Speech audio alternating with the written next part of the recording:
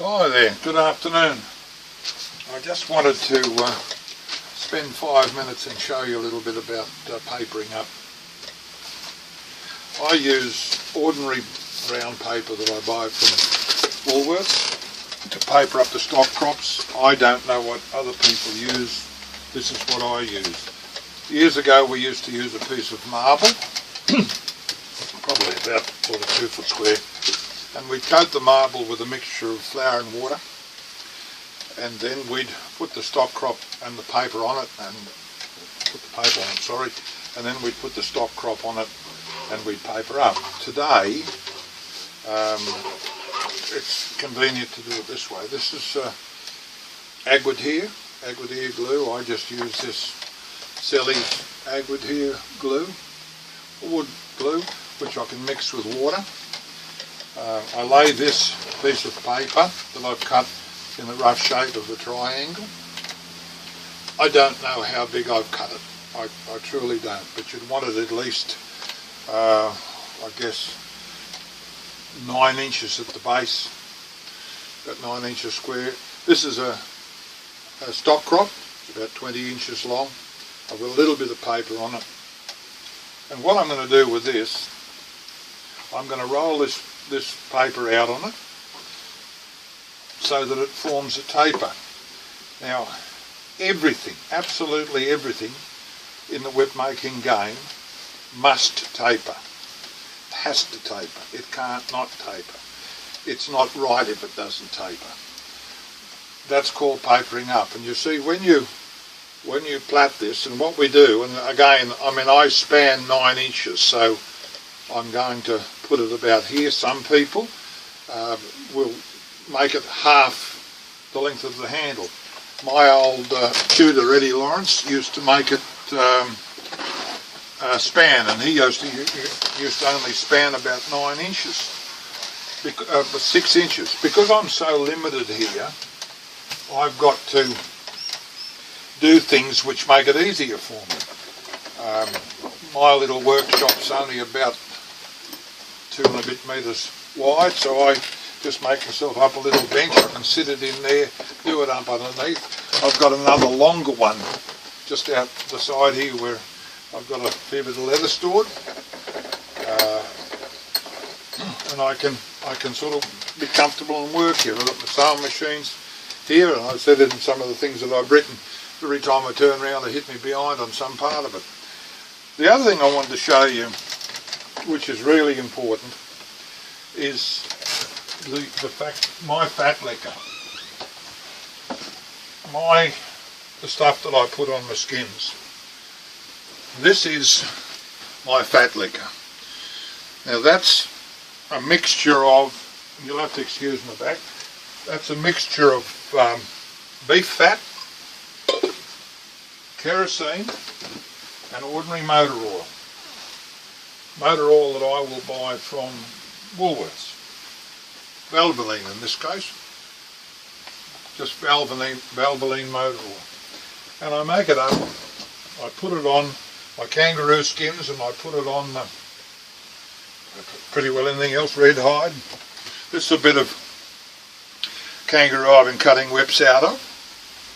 And it's supple. It's this one here, because I'm doing some black and tan work, it's not as supple. This one is supple, and it just makes it cut like butter. I've used it for over 40 years, and again, you want to fall down any further. Again, I don't know what other people do. It's only what I've been taught by men who practice this for a living. I'd normally cut out over a beam. But by using this mixture of fat, kerosene and motor oil, it makes it cut beautifully.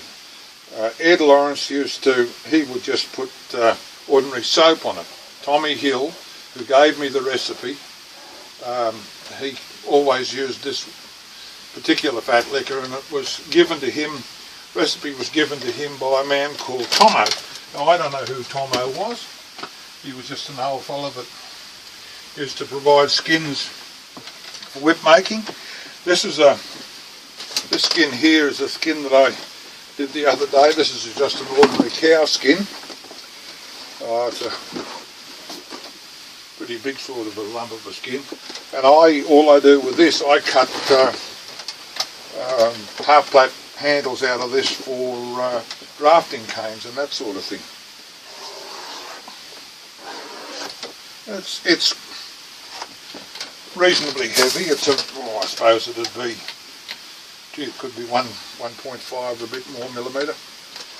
I don't normally cut out this way. I put it over the beam and I cut out. With the cost of kangaroo being about $90 a skin, you've really got to, well, if you're in this competitively, you've got to be able to use something that will be cost effective. And I found this cost effective. The only thing that I've got to do with this is put it through my splitter. This is just again a very old splitter I've got here. I must show you one day too. Show you one day how I sharpen my splitter. I'll tell you now how to do it. I've seen some blokes will do it with that's split down beautifully. I'll just run an edge on that and it'll be lovely.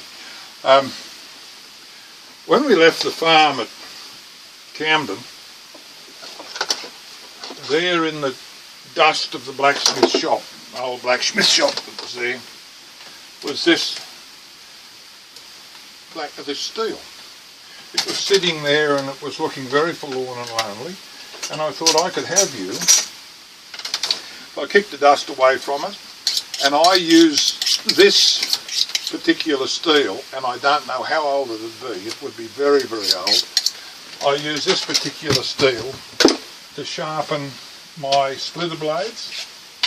If I'm wanting to do, split down the leather, this one here, I sharpen that. This one is set for a particular reason. I sharpen this one. I've got another little one under the bench here.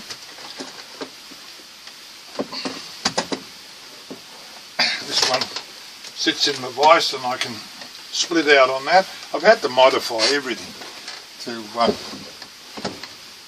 work how I work. Where is that thing? Oh, there it is. But this little knife that I've just sharpened, just the mere fact that I sharpen it on a steel, and then give it a touch on the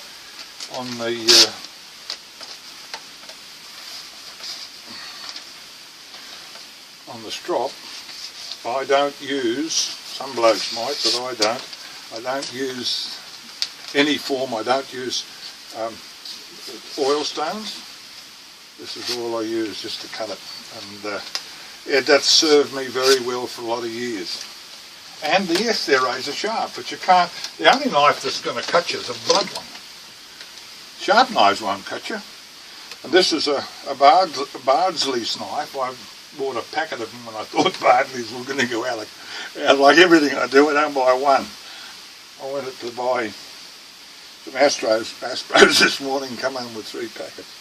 That knife there would be 15-year-old, and it's never been on an oil stone. And you can see that the blade of it, it's pretty straight.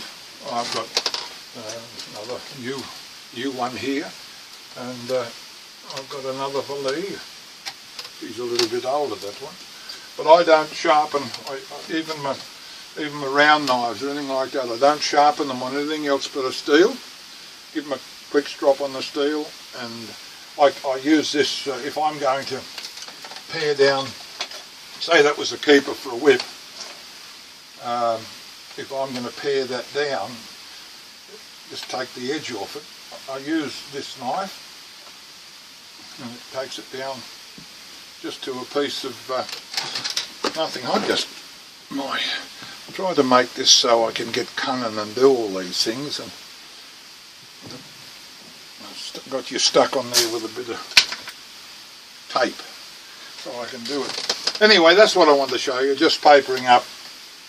I don't know how anybody else does it. If I was in a situation where I could still use a piece of marble and flour and water, I would do that. I would use that. But here, I'm very limited. I haven't got any space at all. And you can see, like I can nearly touch that window there, and I'm about that far off the other villa. So if I spin round too far, behind it's the back wall. I've been busy. Here's a delivery whip that I've made, and there's another delivery whip foundation that I platted this morning. There's a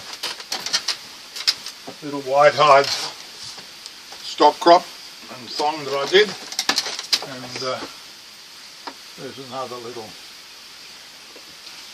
stallion cane. Oh, I must tell you too, there's always, see how this has got a ridge round it, this collar. I think, and it's just my opinion, this is a 20 strand one. I think that having in mind that everything must taper, I think that little bulge there takes away from it. I know some fellows will put a sleeve on there or a collar, and they'll put a Turk's head either side of it. Well, I'm not so sure that should happen. I think old George Boat, our whip maker from Forbes Street, Croydon, he was hammered it home to me, said everything must taper. Well, I wonder, when you look at that visually, does that beaded sleeve, so-called, does that beaded sleeve take away from the taper? And I think it does. But I've got to use it. It's all old stock and I've got to use it. Anyway, that's what I wanted to show you. I've got more stuff to do. I don't know what the time is, but it's 2 o'clock. I've got a couple of hours I can knock some stuff up. But I wanted to show you that. I don't want to get to a stage, as I say, the only thing I want to take to the grave is the shroud. So, thank you for watching. It's always a pleasure. Keep your questions coming. I'm only too happy to answer them. But that was a bit on papering up. I'll see you. Take care. Be safe.